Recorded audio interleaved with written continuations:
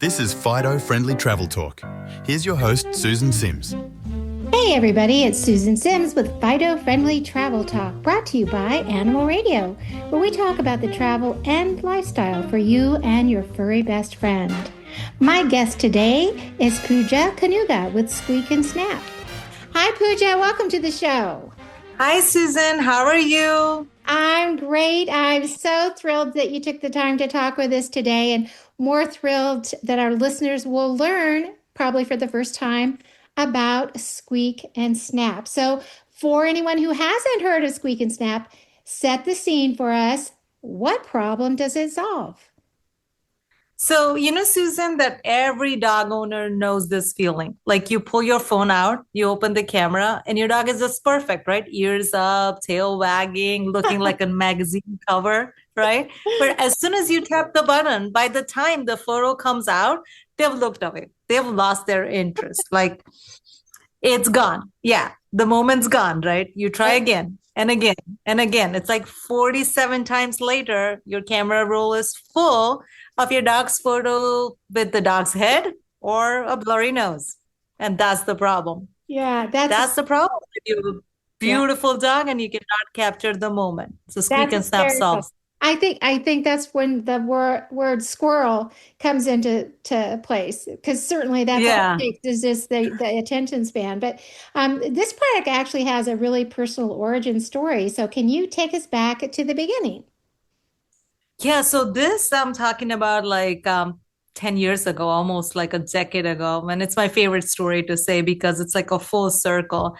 So my husband Samir actually invented this first version of Squeak N Snap a decade ago.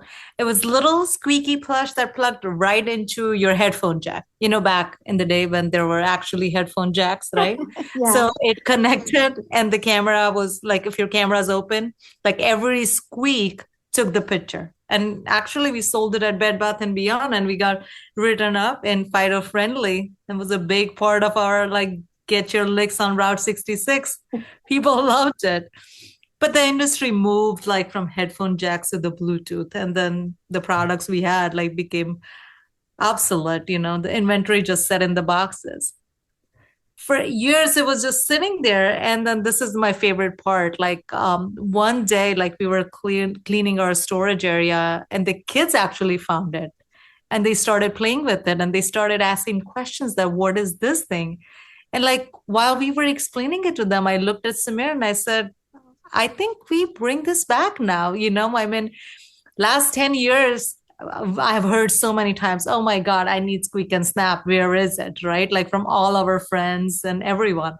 So now that we can actually afford, like economically, it makes more sense to have the wireless version. So here we are. And it's like our own kids rediscovered this spark that relaunched the love of puppies. Oh, that's wonderful. They always say out of the mouths of babes, but you know what?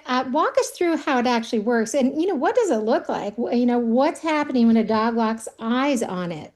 Yeah. So, I mean, there's actually a real science behind this, like why it works every time. And it surprises people that there is something called canine orienting reflex. It's like hardwired into the dogs. Like, so when they hear a sudden unexpected sound, especially something that resembles like animal, they instinctively snap to attention and like lock onto their like, they just like look where the sound is coming from. Their ears are forward, their eyes are focused, and the alert expression, every dog owner is chasing.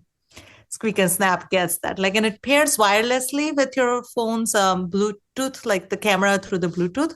So when you press the button, like it squeaks and the device takes the photo right when your dog is staring directly into the camera.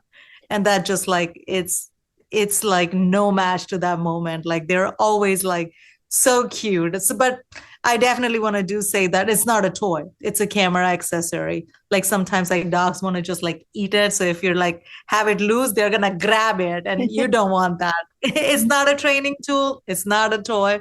It's something you use it in the moment that you're trying to take the perfect photo. And it has a replaceable batteries, so. What does it look like? It's a small little monkey, and that has a like a cute little charm.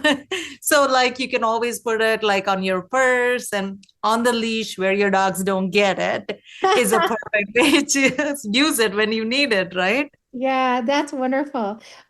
So, on another note, you have this goal called 25,000 dogs home. What is that?